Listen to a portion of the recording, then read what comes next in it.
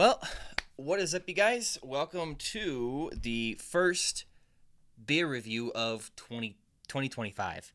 Because it is 2025 now, right? And this year is not going to change a whole lot.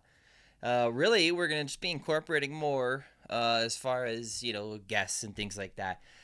Today is going to be another beer very true to the last few beers that we've done.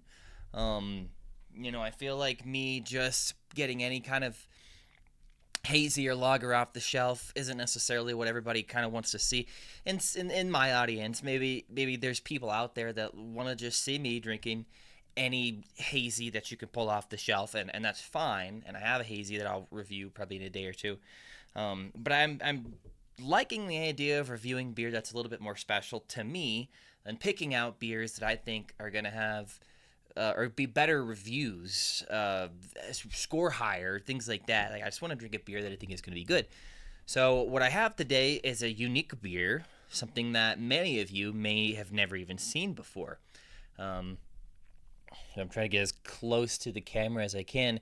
This is Western Justice by WestBound and Down. This is an 8-ounce can. You can kind of see. It's a tiny baby can. And I love these things. I don't know how many breweries are utilizing them. I see a handful here and there. There's a handful in Colorado that are doing them, and I think it's awesome. This is, as you can see, GABF.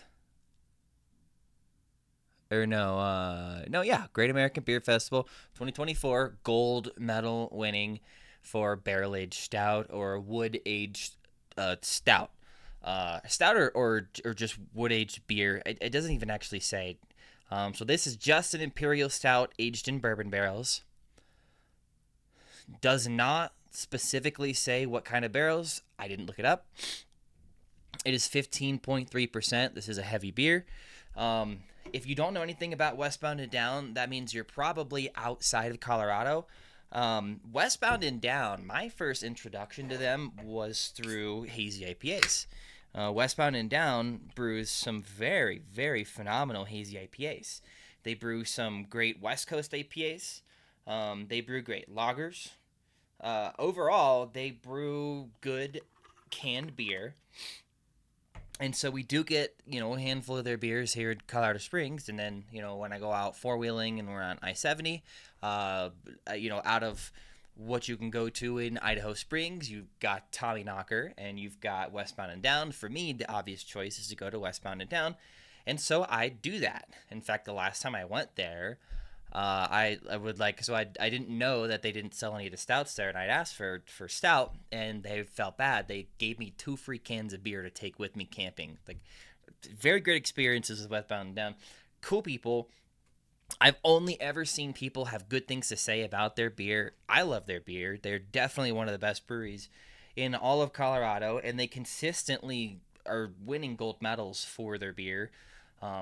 So enough talking. Let's get into this guy and let you guys know what I think. Right off the bat, it's like strong vanilla. Like barrel and vanilla.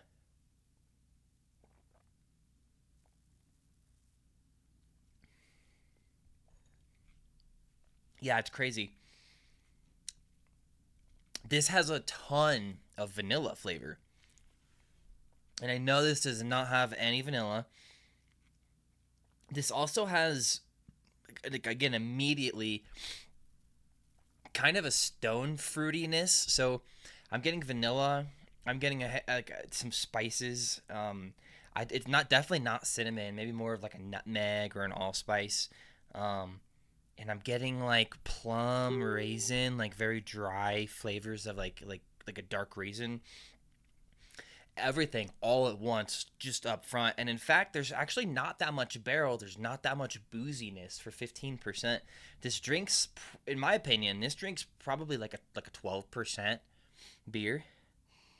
And it has so much nose.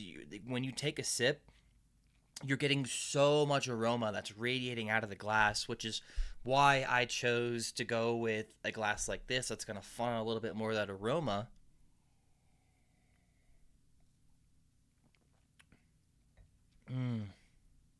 It's the perfect body as well because it gives you warm notes of like maple syrup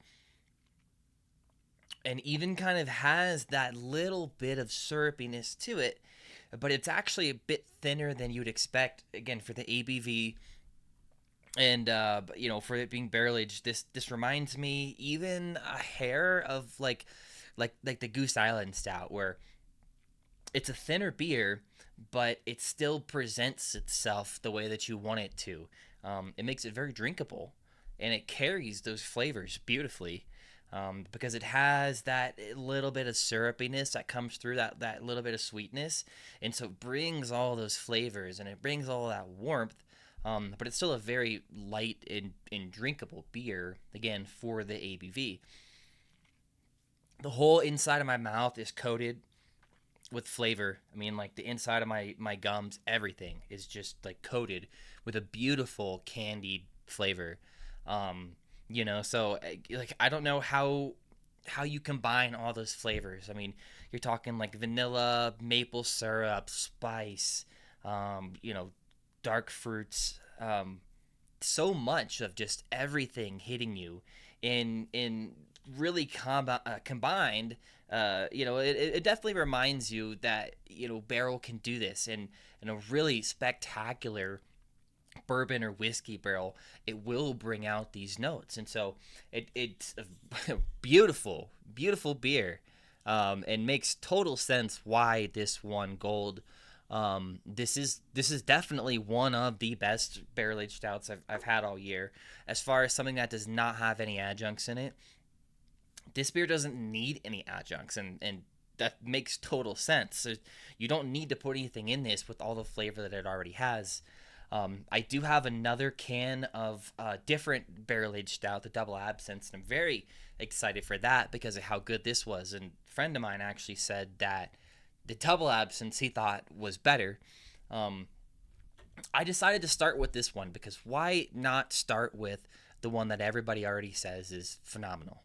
The one that everybody, when you say the award, everybody says this beer is good. And so, for not my first experience WestBound and Down, I've had it at Shares before. I've had beer from them that people have brought out that I've been able to try, and everything's been great. Everything I've ever had from them's been great.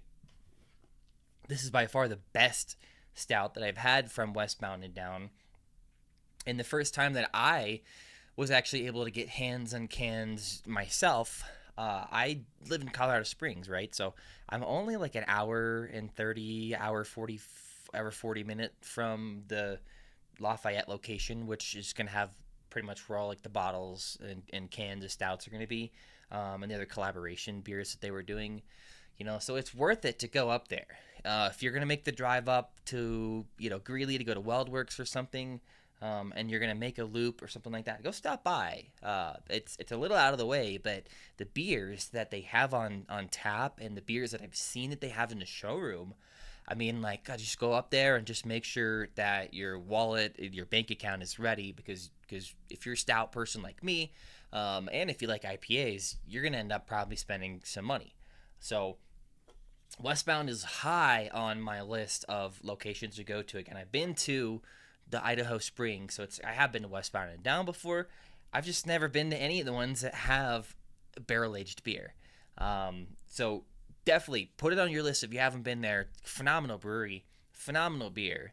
Now that I've got to try, a few stouts from them and am able to actually drink a full pour, it totally has changed my opinion, and they definitely are putting out some of the best stouts in the state right now.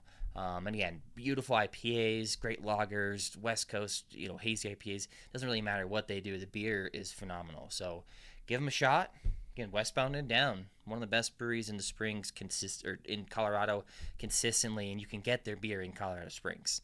So I appreciate you guys. Thanks for watching and listening, and I will see you guys in the next one.